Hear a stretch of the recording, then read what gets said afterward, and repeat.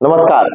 आज संपूर्ण भारतामध्ये नव्हे तर संपूर्ण जगामध्ये छावा या शब्दाची चर्चा सुरू आहे. या मागचंही कारण तसंच आहे. छत्रपती संभाजी महाराज यांच्या जीवनावरती प्रकाश टाकणारा आणि त्यांच्या त्यागाची आणि बलिदानाची कथा सांगणारा चित्रपट छावा सगळीकडे प्रदर्शित झालेला आहे. त्यामुळे छावा या शब्दाचं महत्व आणि याच्याबद्दल जाणून घेण्याची इच्छा ही मोठ्या प्रमाणावरती लोकांमध्ये निर्माण झालेली आहे. तर आज आपण छावा या शब्दाबद्दल बघणार आहोत. सर्वात महत्वाचं म्हणजे छावा ही जी मराठीमध्ये कादंबरी आहे तिचे लेखक आहेत शिवाजी सावंत. दुसरी गोष्ट म्हणजे छावा या शब्दाचा अर्थ काय होतो, तर छावा या शब्दाचा अर्थ होतो सिंहाचे पिल्लू. महत्वाची गोष्ट, छावा हा जो चित्रपट आहे छत्रपती संभाजी महाराज यांच्या जीवनावरती आणि बलिदानावरती प्रकाश टाकणारा, तो ज्या दिग्दर्शकांनी दिग्दर्शित केला त्यांचं नाव आहे लक्ष्मण उतेकर. या छावा चित्रपटामध्ये छत्रपती संभाजी महाराज यांची भूमिका विकी कौशल नावाच्या अभिनेत्याने केलेली आहे. याच चित्रपटामध्ये जे संगीतकार आहेत, या चित्रपटाचे संगीतकार आहेत ते A.R. रहमान. छावा चित्रपटामध्ये राणी येसुबाई यांची भूमिका रश्मिका मानधना या अभिनेत्रीने केलेली आहे.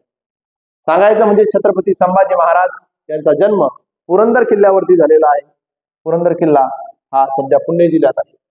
त्यांचा जन्म 14 मे 1657 मध्ये झाला.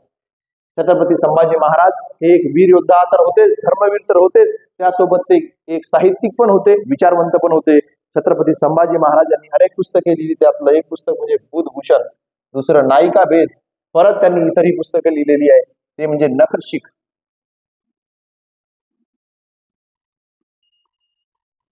तसेच 7 शतक.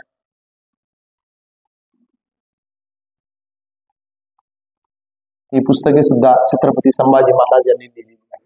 या छत्रपती संभाजी महाराज यांचा मृत्यू 11 मार्च